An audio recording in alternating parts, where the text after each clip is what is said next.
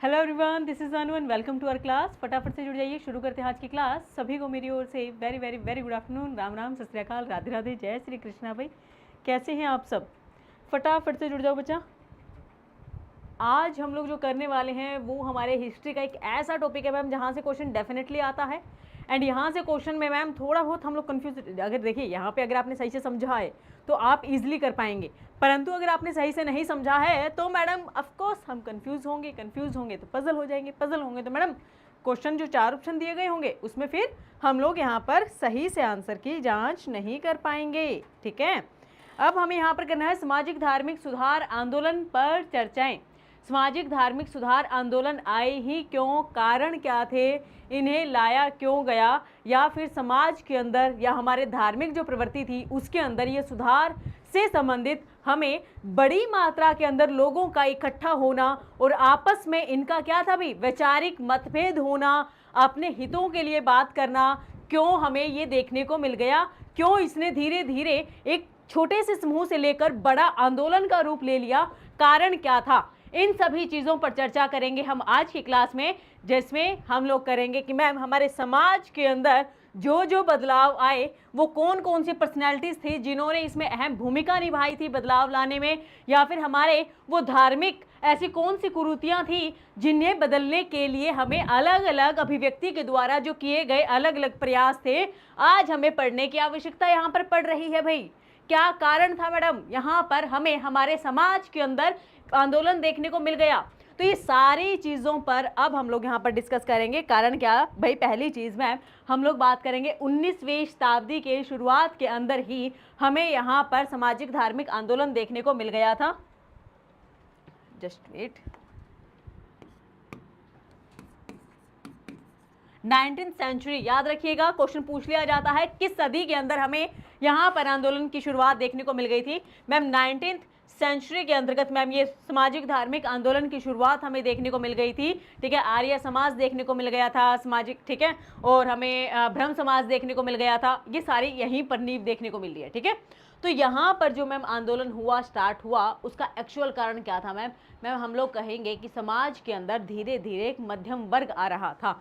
जैसे ही, अब ध्यान से समझिएगा मैम, जो अंग्रेज आ गए थे भाई, उन अंग्रेजों की वजह से क्या हो रहा था मैम, अंग्रेजों ने कहा था हम पाश्चात्य शिक्षा यानी वेस्टर्न जो क्या है भी एजुकेशन है, इंग्लिश को प्रमोट हम लोग करेंगे, इंग्लिश लैंग्वेज को प्रमोट करेंगे और पाश्चात्य शिक्षा को प्रमोट यहाँ पर करेंगे।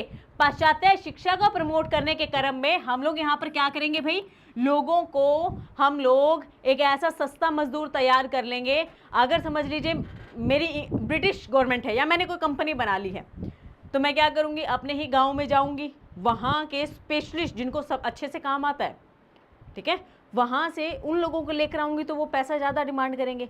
परंतु जहाँ मैंने फैक्ट्री खोली है अपनी, वहाँ फैक्ट्री खोलने के पश्चात मैं देख रही हूँ कि वहाँ के लोगों को काम नहीं आता है, मैं वहाँ के कुछ लोगों को ट्रेंड करूँगी, फिर उनको कुछ सस्ते दामों पर रख लूँगी, नौकरी दे दूँगी, और वो उन सस्ते दामों पर भी एग्री हो जाएंगे क्योंकि उन्हें पैसे की आवश्यकता है। तो इसी आधार पर अंग्रेजों ने क्या किया, अंग्रेजों ने भारत में आकर कुछ यहाँ पर मध्यम वर्ग तैयार कर दिया था, कुछ लोगों को पाश्चात्य शिक्षा प्रदान की, पाश्चात्य शिक्षा प्रदान कर कर उनको जॉब देनी स्टार्ट कर दी, और जॉब जब दी तो यहाँ पर क्या हुआ भी मैम, उसे हम लोग कहेंगे कि मध्यम वर्ग, उनको नौकरियाँ दी, और नौकरियाँ देने के पश्चात क्या कर दिया अभी, वे कहीं ना कहीं सरकार की ही भागीदारी, सरकार का ही हिस्सा बन गए, सरकारी नौकरी उनको एक तरफा मिल गई थी। तो ये अब क्या करे थे, यही हिंदू जिन्होंने नौकरी प्राप्त की है वो अब अंग्रेजों के अधीन काम कर रहे थे, और अंग्रेजों के अधीन रहकर यहाँ पर क्या किया जा रहा था मैम, इनकी ही क्या क्या नीतियों का पालन करवाया जा रहा था, और नीतियों के पालन करवाने के क्रम में हम लोग ये जो मध्यम वर्ग था भाई, ठीक है, मिडल वर्ग जिसको कहा जाता है, मैम इसने क्या कर दिया भी मैम, यहाँ पर समाज के अंदर एक बीच में खाई पैदा कर दी थी।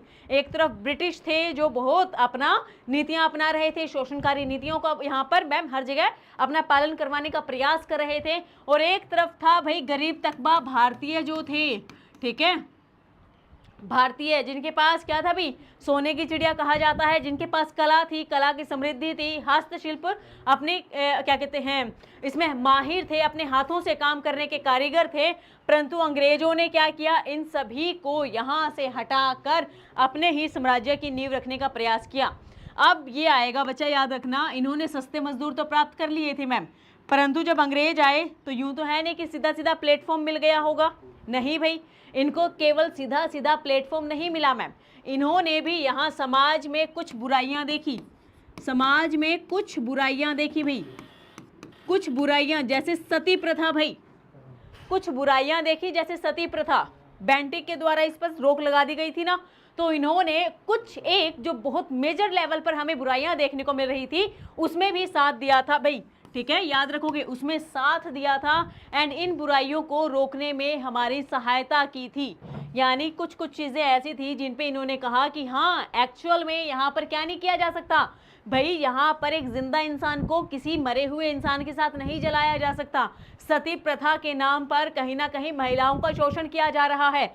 यहाँ पर इन्होंने स्कूल कॉलेजेस को प्रमोट किया, जितने इनके नेगेटिव थे उनके ही इतने ही हमें इनके पॉजिटिव भी देखने पड़ेंगे, क्योंकि सामाजिक धार्मिक आंदोलन, अगर हमारे समाज में बुराइयां थी तभी तो उनके अंदर सुधार करने का प्रयास किया जा रहा था। यहाँ पर ब्राह्मणवाद ज़्यादा चल रहा था, अगर यहाँ पर मैम धार्मिक प्रवृत्ति की कुछ ना कुछ बुराइयां थी, क्योंकि अंग्रेजों को इससे कोई मतलब नहीं था कि हमारा धर्म क्या है, ठीक है, वो केवल ईसाई धर्म को प्रमोट करने के लिए आए थे, परंतु एक टाइम के बाद मैम केवल व्यापार की ओर वो बढ़ चुके थे, तो हम लोग कहेंगे कि मैम उनका मेन फोकस व्यापार पर था, ना कि हमारे धार्मिक विचारों को मेजर लेवल पर चेंज करने का। तो यहाँ पर जो हमें मेजोरिटी देखने को मिल गई थी वो अगर कहीं पर हमारे धर्म के अंदर जो कुरीतियाँ थी उनको भी बंद करने में मैम उन्होंने हमारी हेल्प कर दी थी। जैसे कहा जाता था, देखिए किशोरी विवाह अधिनियम हमें देखने को मिल गया था, ठीक है, शस्त्र अधिनियम देखने को मिल गया था, कहा जाता था कि महिलाओं को जो मेंस्ट्रुएशंस की प्रॉब्लम होती है उससे पहले शादी कर दो, बहुत ज़्यादा पुण्य मिलेगा। कारण क्या था, ये एक आडंबर फैलाया हुआ था जिसमें रोक लगाने में कहीं ना कहीं हमारे समाज के बुद्धिजीवियों ने तो हेल्प की ही थी, परंतु कहीं ना कहीं अंग्रेजों ने भी इन नियमों को लागू करने में हेल्प कर दिया था, समाज के हर वर्ग तक फैला दिया था इसको, ठीक है। तो चलो अब हम शुरू करते हैं। आप लोगों को एक ओवरऑल समझ आ गई है कि सामाजिक धार्मिक आंदोलन की शुरुआत में हमें न केवल भारतीयों का भाई, कहीं ना कहीं मैम हमें विदेशी शक्तियों का भी एक अच्छा खासा प्रभाव देखने को मिल जाता है। हुआ क्लियर? अब मैं आप लोगों को कारण लिखवाने वाली हूँ। देखिए कारण जैसे ये बहुत सारे हैं, हमें आप लोगों को ये समझ आ ही जाएगा ये कारण क्या था, क्यों लाए गए। मैं कुछ पॉइंट्स आप लोगों को लिखवा देती हूँ, फिर हम लोग इस चार्ट के माध्यम से यहाँ पर चलेंगे, ठीक है। तो सबसे पहले आप लोगों को मैं कारण बताती हूँ कि सामाजिक धार्मिक आंदोलन जो लाया गया था इसके मेजर कारण क्या क्या थे।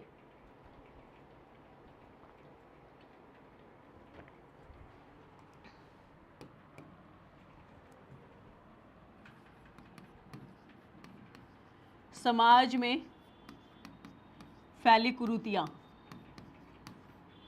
लिख लीजिएगा, कुरीतियां। कौन कौन सी कुरीतियां आ जाएगी भाई? सबसे पहले हम लोग करेंगे मैम यहां पर अंधविश्वास, अंधविश्वास। दूसरी कुरीति कौन सी आ जाएगी अंधविश्वास के अलावा? मैम यहां पर था सती प्रथा, छुआछूत,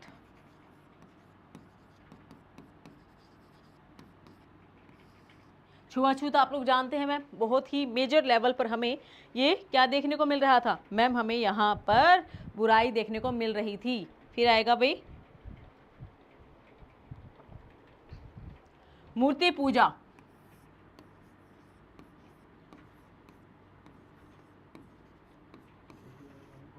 बहुपत्नी विवाह, बहुपत्नी विवाह समझ पा रहे हो? एक ही पुरुष अगर एक से अधिक या दो से अधिक स्त्रियों से शादी कर ले, एक से ज़्यादा पत्नियां जब वो रखने लगता है उसे बहुपत्नी विवाह कहा जाता है। याद रखोगे, बहुपत्नी विवाह। और उच्च उच्चतम स्तर की जो जातियां इन्होंने बना रखी थी समाज में, जैसे ब्राह्मण हो गया, इनका ही वर्चस्व देखने को मिल रहा था। उच्चतम स्तर की जातियों का वर्चस्व, जातियों का वर्चस्व। तो पहला पॉइंट तो आप लोगों के पास आ गया है कि समाज में फैली कुरीतियां, इनके कारण मैम हमें सामाजिक धार्मिक आंदोलन देखने को मिल गया। अब आपको पता होने चाहिए कि कौन कौन सी वो कुरीतियां थी। अंधविश्वास फैला हुआ था कि यहाँ नहीं जाना है, यहाँ पता नहीं, यानी आज भी कहीं ना कहीं देखने को मिल जाता है कुछ एक गाँव के अंदर कि जो निम्न जाति के लोग हैं, अगर वो उच्च जाति के लोगों के कुएं से पानी ले लेते हैं। आज भी मैंने यानी मैं बेसिकली, चलिए मैं अपनी जगह तो नहीं बताऊंगी मैंने कुछ ऐसी जगह ही देखी है बच्चा कि उच्च जाति के लोगों का कुआं अलग है, निम्न जाति के कुओं का पानी यानी जहाँ से वो लेते हैं वो कुआं अलग है। निम्न जाति के लोग जो समाज ने बनाया है वो उच्च जाति के कुओं से पानी नहीं ले सकते हैं। अगर वो ले लेंगे तो उन्हें अच्छी खासी सज़ा दी जाएगी। और अब आकर समाज के अंदर जो निम्न जाति के लोग हैं उनके दिमाग में वो फिट हो चुका है बिल्कुल। वो क्या करते हैं, वो खुद भी वहाँ नहीं जाते हैं, पानी वगैरह उनका यूज़ नहीं करते हैं, चीज़ें मांग कर लाते हैं उनके घरों से। तो ये जो आडंबर फैलाया हुआ है ना, ये लोगों ने अपने अंदर धारण कर लिया है, एक्सेप्ट कर लिया है। और जिस वजह से आज के समय में जो कास्टिज्म है, चाहे समाज कितना भी पढ़ा लिखा क्यों ना हो, परंतु एक कोना ऐसा रह ही जाएगा जहाँ पर प्रकाश नहीं फैल पा रहा है इस एजुकेशन का, और उसी में ही पढ़े लिखे लोग भी उस आडंबर को फॉलो कर रहे हैं और उसमें बड़ा नाज करते हैं कि हमारे यहाँ ऐसे होता है। वो बहुत घटिया चीज़ें हैं भाई। और मैं ये मानूंगी कि जो लोग इस चीज़ को एक्सेप्ट कर रहे हैं निम्न जाति में, भाई आप लोग पैदा हुए हैं, सिर्फ भगवान ने आपको ये बनाकर नहीं भेजा कि आप उच्च से हैं, आप निम्न जाति में जा रहे हो, ठीक है। आपको एक मनुष्य योनि मिली है, तो इसका मतलब ये नहीं है कि आप निम्न और उच्च के भेदभाव में फंस के रह जाओगे। जिन लोगों ने ये आडंबर बनाया है, आप अपनी एजुकेशन प्राप्त कीजिए, अच्छी से अच्छी पोजीशन प्राप्त कीजिए, अच्छे इलाके में रहिए जहाँ पर ये सारी चीज़ें ना फैल रही हो, जहां पर आपको इक्वालिटी फील हो। हुआ क्लियर? तो बच्चा ये जो इस तरह के कास्टिज्म करने वाले लोग हैं, इनसे थोड़ा सा दूर रहिएगा, थोड़ा क्या बहुत ज़्यादा ही दूर रहना है, ठीक है। और जो धर्म जातिवाद के अलावा जो धार्मिक प्रवृत्तियों में खेल रहे हो, हिंदू मुस्लिम करते हो, उनसे भी दूर रहिएगा, क्योंकि उनमें खुद में दिमाग नहीं है और वो दूसरों को नुकसान पहुंचाने में कभी भी हिचकिचाएंगे नहीं, ठीक है। चलो, तो समाज में फैली कुरीतियों के आधार पर दूसरी चीज़ हम लोग क्या कहेंगे कि मैम हमें यहाँ पर, दूसरे पेन से बना रही हूँ, हमें यहाँ पर हमारे ही समाज के अंतर्गत, आपको सही से दिखाई तो दे रहा है ना?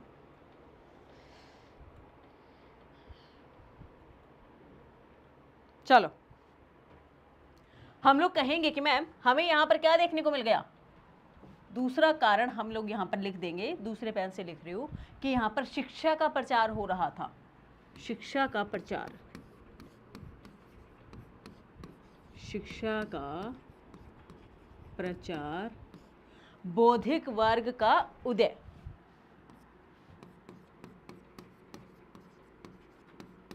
बौद्धिक या फिर मध्यम वर्ग का उदय,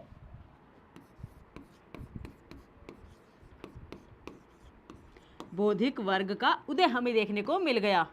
तीसरा हम लोग क्या कर देंगे मैम, औपनिवेशिक समाज के अंदर कहीं ना कहीं, देखिए मैं ये नहीं कहूँगी कि अंग्रेज जो आ गए थे उनके द्वारा कुछ सारी ही चीज़ें अच्छी की गई, नहीं नहीं नहीं, औपनिवेशिक नीतियों, समाज के अंदर जो औपनिवेशिक नीतियां थी, लोगों के अंदर जो हमें क्या देखने को मिल रहा था, एक गुस्सा देखने को मिल रहा था उनकी शोषणकारी नीतियों की वजह से। तो कहीं ना कहीं ये शिक्षित वर्ग ही जो एक तरफ प्रमोट कर रहा था ब्रिटिश सरकार के अंदर रहकर काम करना, दूसरी तरफ वो ब्रिटिश सरकार के सिस्टम को पहचान रहा था, उनकी जड़ को पकड़ रहा था और उनको बता रहा था आम लोगों को कि एक्चुअल में ये क्या चाहते हैं, इनकी कमजोरी क्या है, इनकी जड़ क्या है, ठीक है। तो हम लोग कहेंगे औपनिवेशिक,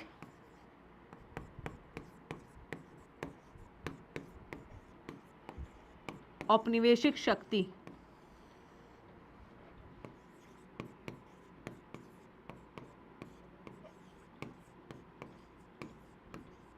औपनिवेशिक शक्ति की नीतियां हमें जो देखने को मिली हैं, औपनिवेशिक शक्ति की नीतियां, औपनिवेशिक शक्ति की हमें यहाँ पर जो नीतियाँ देखने को मिली। अब क्या आएगा भी, समाज में फैली कुरीतियाँ आ गया, शिक्षा का प्रचार देखने को मिला, औपनिवेशिक शक्ति की नीतियाँ हमें यहाँ पर देखने को मिल रही थी। एंड हम लोग कहेंगे कि मैम 19वीं सदी के अंतर्गत ही, लिख लीजिएगा, 19वीं सदी में लोकतंत्र की भावना का उदय है। लोकतंत्र की भावना का उदय, लोकतंत्र की भावना का उदय हमें यहाँ पर देखने को मिल रहा था। और इसी लोकतंत्र की भावना ने क्या किया, लोगों के अंदर स्वतंत्रता की जो एक यानी यहाँ पर बंधुत्व देखने को मिल रहा था, उसने क्या कर दिया, जो प्रेशराइज करने वाले ग्रुप है, चाहे वो ब्राह्मण हो, जाति के आधार पर हो, कोई अंग्रेज हो, उनको उखाड़ कर फेंकने का इन्होंने विचार बनाना शुरू कर दिया था, जिसके परिणाम स्वरूप मैम हमें यहाँ पर 1857 की क्रांति देखने को मिल गई। इसके पश्चात मैम हमें 1885 के अंदर कांग्रेस का उदय देखने को मिल गया था। ठीक है, तो हम लोग कहेंगे कि मैम लोकतंत्र की भावना का हमें यहाँ पर उदय देखने को मिल रहा था। ठीक है, तो ये सारे ही कारण थे मैम जिन्होंने क्या कर दिया था भाई, सामाजिक धार्मिक आंदोलन को लाने में मैम अहम भूमिका निभाई थी। याद रखोगे? तो चलो भाई, अब हम लोग यहाँ पर देखेंगे कि हाँ, सामाजिक धार्मिक आंदोलन आने के कारण क्या थे, आंदोलन के कारण क्या थे। सबसे पहली चीज मैम धार्मिक अंधविश्वास फैला हुआ था, सती प्रथा था। ठीक है, यानी निम्न जाति के लोग इस सड़क से नहीं गुजर सकते हैं, ये ब्राह्मणों की गली है, या फिर हम लोग कहेंगे कि उच्च जाति की गली है, वो पाठ पूजा नहीं कर सकते हैं, एजुकेशन ग्रहण नहीं कर सकते हैं। तो यहाँ पर हम कहेंगे धार्मिक अंधविश्वास फैला हुआ था। समाज का पतन और ठहराव, कहीं ना कहीं ये सारी चीज़ें समाज को, अब एक ही वर्ग, घर में केवल एक व्यक्ति, 10 व्यक्ति खाने वाले हैं, एक व्यक्ति कमाने वाला है, तो मैम हम लोग कहेंगे घर के अंदर गरीबी होना जायज़ है, क्योंकि 10 लोग किसी ना किसी एक व्यक्ति पर डिपेंड है वहाँ पर। अगर मान लेते हैं कि घर में 10 व्यक्ति हैं जिसमें से 9 कमा रहे हैं, एक बैठ के खा रहा है, तो कभी गरीबी नहीं आएगी मैम। तो यही चीज़ है मैम, एक वर्ग ही यहाँ पर अपना एक प्रभुत्व जमाए हुए था, बाकी वर्गों को दबा रखा था उसने। तो ये समाज के पतन का एक प्रमुख कारण बना हुआ था। सामाजिक कुरीतियाँ हमें देखने को मिला, सती प्रथा, बाल विवाह, कन्या भ्रूण हत्या हमें देखने को मिल रहा था। ठीक है, महिलाओं की स्थिति बेहद ज़्यादा खराब यहाँ पर थी। सती प्रथा से ही मैम हम अनुमान लगा सकते हैं, धर्म के नाम पर अमानवीय प्रथा हमें यहाँ पर देखने को मिल रही थी कि यहाँ पर ब्राह्मण अगर चोरी करता है तो उसे दंड दिया जाएगा, परंतु जो यानी निम्न जाति का व्यक्ति है वो तो चोरों चक्कों की कैटेगरी में आता था, वो अगर चोरी करता है तो उसे दंड नहीं, उसको नॉर्मली छोड़ दिया जाएगा कि उससे उम्मीद ही इतनी है। परंतु अगर ब्राह्मण किसी का वध कर देता है, ब्राह्मण अगर किसी का क्या करेगा भी, यहाँ पर ऐसा तो मैं नहीं कहूँगी, ब्राह्मण अगर किसी का वध कर देता है अपनी जान बचाने के लिए तो उसे कोई सज़ा नहीं होगी, परंतु शूद्र को ये अधिकार नहीं दिया गया था। शूद्र को अगर कोई चप्पलों से मार रहा है तो उसे मार खानी पड़ेगी। क्यों? क्योंकि उससे ये चीज़ की उम्मीद नहीं की जा सकती है कि वो क्या कर सकता है भी, वहाँ पर वो इसके अगेंस्ट अपनी बात बोल सकता है। फिर आएगा दुष्चक्र को तोड़ने के लिए प्रबुद्ध भारतीयों, यानी जो शिक्षित भारतीय थे, उन्होंने क्या कर दिया था भाई, यहाँ पर मैम पाश्चात्य शिक्षा के कुछ लोग प्रमोट करते थे, कुछ लोग नहीं करते थे। राजा राम मोहन राय प्रमोट करते थे भी, वो कहते थे कि वेस्टर्न कल्चर वेस्टर्न एजुकेशन को यहाँ पर लेकर आओ, पढ़ाई करो, आपको बहुत कुछ सीखने को मिल जाएगा। ठीक है, तो यहाँ पर कहेंगे कुछ प्रबुद्ध भारतीयों ने क्या कर दिया था, इन सामाजिक बुराइयों को तोड़ने के लिए अपनी लेखन शैली के आधार पर कुछ एक यानी इंस्टीट्यूट बना दिए थे, कुछ एक पत्रिकाएं जारी कर दी थी, लेटर्स वगैरह जारी कर दिए थे, एंड इन्होंने यहाँ आंदोलन शुरू कर दिया था। अब यहाँ पर जानेंगे हम लोग सुधार के उत्प्रेरक ज्ञान और चेतना का उदय कहाँ से हुआ। अब नॉर्मल सी चीज़ थी, इतनी देर से पढ़ रहे हैं मैम। पहली चीज़, बाहरी दुनिया से जो एजुकेशन लेकर आए थे उन लोगों के अंदर सुधार हमें यहाँ पर देखने को मिल ही रहा था मैम। वो लोग कह ही रहे थे यहाँ पर कि हम लोगों ने बाहर क्या नहीं देखा, हम लोगों ने बाहर किसी प्रकार का कोई भी आडंबर नहीं देखा है, हमारे इंडिया में क्यों होना चाहिए। बाहरी दुनिया से जागरूकता लेकर आए, अतीत के गौरव का ज्ञान। मुगलों के समय में मैम हमें देखने को मिल गया कि बहुत सारे जो विदेशी थे वो अटैकर्स आ रहे थे, परंतु हमारे देशी राजाओं ने डटकर विरोध किया था। और न्याय केवल डटकर विरोध किया बल्कि विदेशों तक अपने साम्राज्य की नींव को मजबूत कर लिया था। ठीक है, फिर हम लोग कहेंगे कि मैम आधुनिक विचार पुनर्जागरण जिसे कहा जाता है, रेनेसेंस जिसे कहा जाता है। पुनर्जागरण का मतलब ये होता है बच्चा कि एक नई चेतना का उद्भव। अब आप एक तो 10th क्लास में, अब एक हायर एजुकेशन प्राप्त कर रहे हो, आपने लगातार बुक्स पढ़ी, लगातार एक आपसे कोई सीनियर था, कोई ज़्यादा ज्ञानी व्यक्ति था, आप उसके साथ बैठे, उसके विचारों को सुना, उस आधार पर आपने क्या कर दिया, अपने विचार, आपके जो बदलाव आया है, तो वो क्या कहेंगे मैम, धीरे धीरे पुनर्जागरण, जागना किसी चीज़ से, पुनः जागना।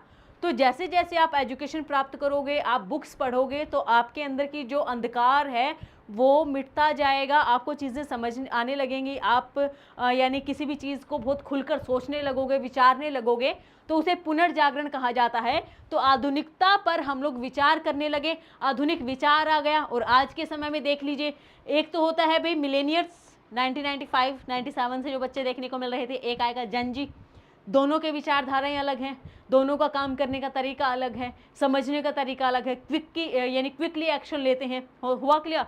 तो आधुनिक विचार के आधार पर मैम यहाँ पर कहा जा सकता है। तो उस समय में जो 19वीं सदी की अगर हम बात करें तो मैम लोकतंत्र, स्वतंत्रता की मांग, समानता, ये एक आधुनिक विचार था जिस पर ये बात कर रहे थे, ये डिमांड कर रहे थे। हुआ क्लियर? ये यहाँ पर बात यहाँ पर कर रहे थे। अब आएगा कि मैम पश्चिमी शिक्षा का प्रभाव देखने को मिल रहा था, अब ये भी समझाया, वहाँ से शिक्षा ग्रहण कर कर आए, इन्होंने कहा अरे विदेशों में तो बहुत फ्रीली है सारी चीज़ें, वहाँ पर तो कोई भेदभाव देखने को नहीं मिल रहा, कोई कास्टिज्म नहीं है, सभी लोग पढ़ सकते हैं, यहाँ पर शिक्षा ग्रहण कर सकते हैं। ठीक है, तो वो पश्चिमी शिक्षा का प्रचार जो जो भारतीय वहाँ से शिक्षा ग्रहण कर कर आए थे उन्होंने भारत में भी किया। फिर आएगा औपनिवेशिक सरकार की जो नीतियाँ थी, उन नीतियों के आधार पर ही मैम हम लोग कह सकते हैं, इसको साइड नहीं किया जा सकता क्या, इसको, चलो कोई नहीं।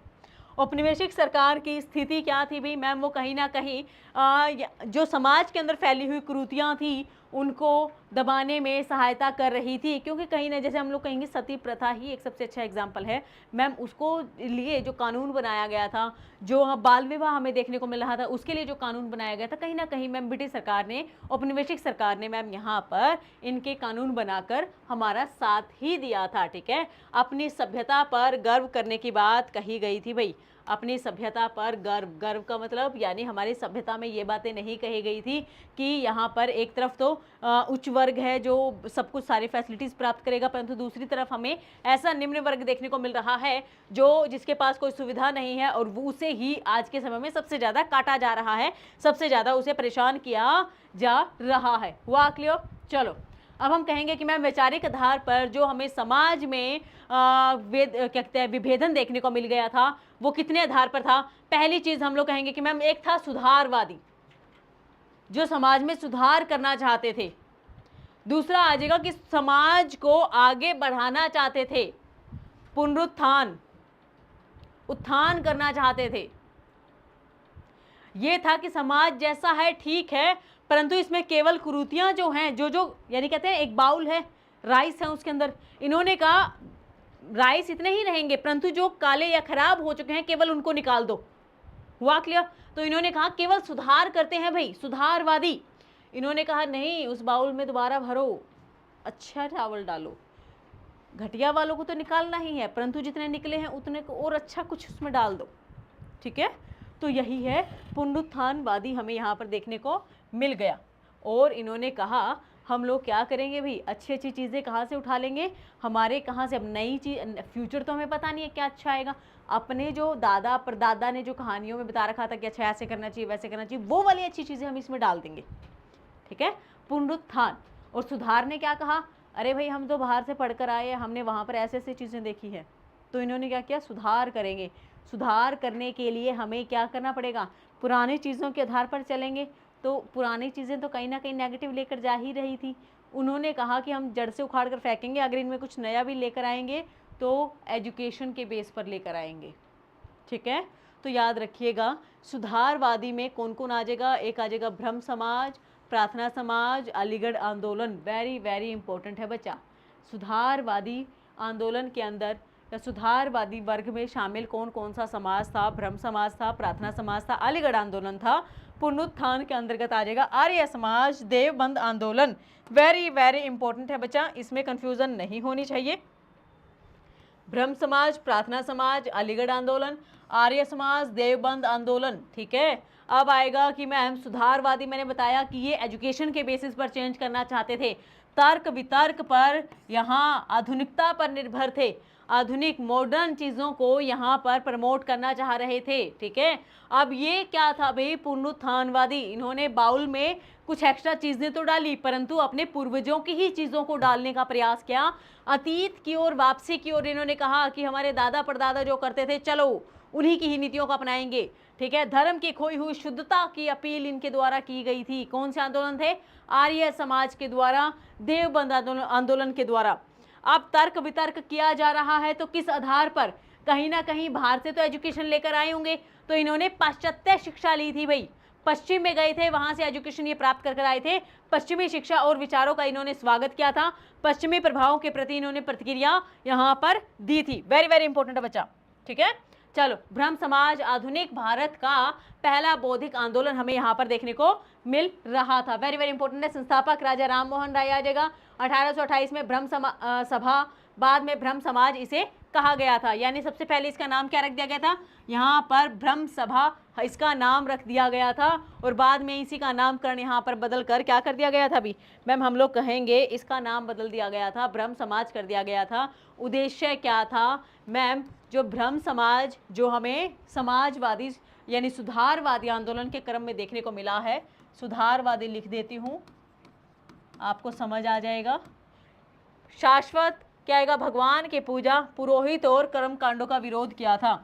इन्होंने कहा आप क्या कीजिए, मूर्ति पूजा मत करो, ठीक है, आडंबर मत करो कि आज भूखा बाहर, इस मंदिर के बाहर भूखे बैठे रहते हैं, आपने देखा होगा, और मंदिर के भीतर क्या किया जाता है अभी मैम? हजारों लाखों टन क्या कर दिया जाता है मैम? वहाँ पर खाना हमें उस क्या कहते हैं चढ़ाया जाता है, परंतु कुछ ना कुछ मैम वहाँ पर हमें ख़राब होता हुआ खाना भी देखने को मिल जाता है। वहाँ पर अच्छी खासी मात्रा में मैम खाना भी ख़राब हो जाता है, अति मात्रा में चढ़ाया जा रहा है, और खुद ही लोग आ रहे हैं उसको ख़राब करते जा रहे हैं, पाँव में रोंद रहे हैं। ठीक है, सही से व्यवस्था ना होने की वजह से इवन ये होना चाहिए कि जो प्रसाद आ रहा है उसे ही उन गरीबों में बांट देना चाहिए। एक संस्था बना लेनी चाहिए जहाँ पर लोगों को खाना खिलाया जा रहा है, उसी खाने को आगे खिला देना चाहिए। हो सकता है ऐसा, परंतु मैम हमें यहाँ पर क्या है अभी मैम, फूड का वेस्टेज हमें देखने को मिल जाता है। और दूसरी तरफ उसी मंदिर के आसपास सराउंडिंग में हम देखते हैं कि वहाँ पर भूखे भिखारी हमें बैठे हुए देखने को मिल जाते हैं। तो